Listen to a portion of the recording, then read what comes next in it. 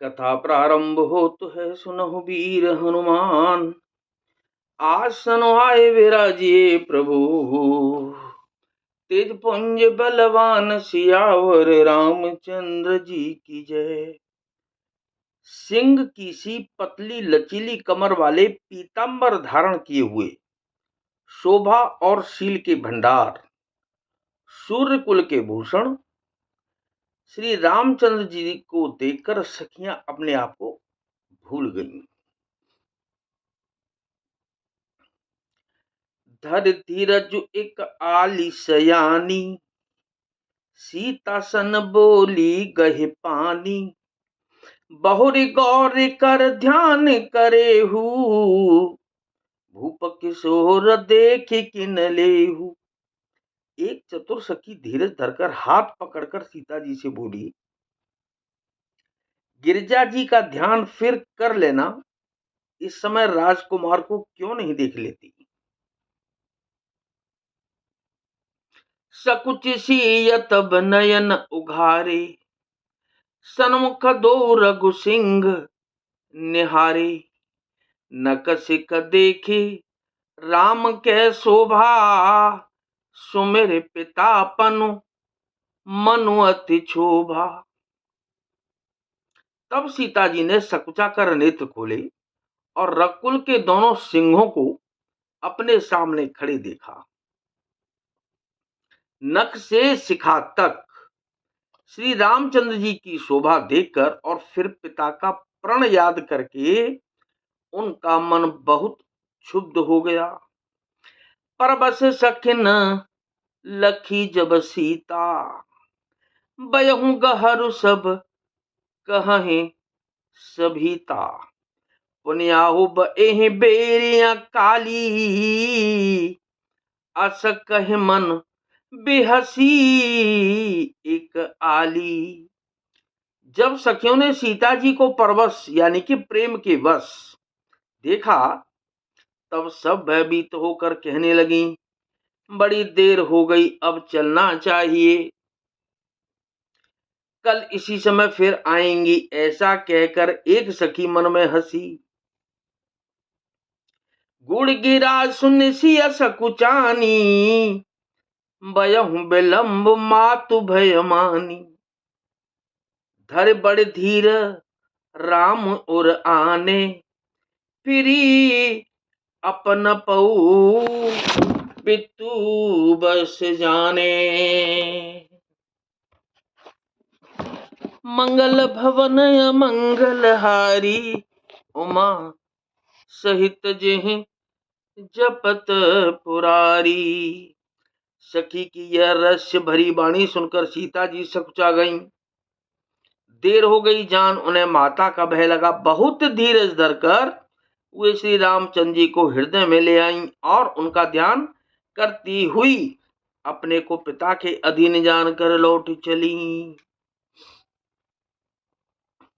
देखन में समृग बेहगत तरु, फिर ही बहोरे बहोरे। निरखे निरखे रघुबीर छवि, बाढ़ही प्रीत न थोरे सियावर रामचंद्र जी की जय। पवन सुत हनुमान जी की जय। मृग पक्षी और वृक्षों को देखने के बहाने सीता जी बार बार घूम जाती हैं और श्री रामचंद्र जी की छवि देख देख कर उनका प्रेम बहुत ज्यादा बढ़ रहा है। जान कठिन शिव चाप बिसूरत, चली राखे और श्यामल मूरत। प्रभु जब जात जान की जानी, सुख स्नेह शोभा गुण खानी। शिवजी के धनुष को कठोर जानकर वे बिसूरती मन में विलाप करती हुई हृदय में श्री राम जी की सामली मूर्ति को देखकर चली, हृदय में रख कर चली। शिव जी के धनुष की कठोरता का स्मरण आने से उन्हें चिंता होती थी कि ये सुकुमार रघुनाथ जी उसे कैसे तोड़ेंगे। पिता के प्रण की स्मृति से उनके हृदय में क्षोभ था, इसलिए मन में विलाप करने लगी। प्रेमवश ऐश्वर्य की स्मृति को जाने से ही ऐसा हुआ। फिर भगवान के बल का स्मरण आते ही वे हर्षित हो गईं और शामली छवि को हृदय में धारण करके चली।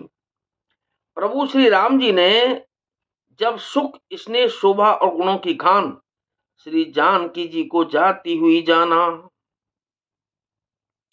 परम प्रेममय मृदु मस्किनी, चारु चित्त भीति लिख लीनी, गई भवानी भवन बहोरी, बंदी चरण बोली कर जोरी। तब परम प्रेम की कोमल स्याही बनाकर उनके स्वरूप को अपने सुंदर चित्त रूपी भित्ति पर चित्रित कर लिया। सीता जी पुनः भवानी जी के मंदिर में गईं और उनके चरणों की वंदना करके हाथ जोड़कर बोली क्या? जय जय गिरबर राज किशोरी, जय महेश मुख चंद चकोरी, जय गज बदन सडानन माता, जगत जननी दामिनी धोती गाता।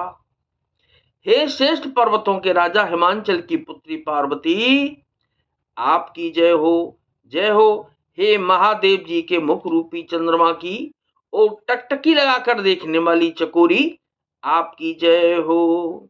हे हाथी के मुख वाले गणेश जी और 6 मुख वाले स्वामी कार्तिक जी की माता, हे जगत जननी, हे बिजली की सी कांति युक्त शरीर वाली, आपकी जय हो।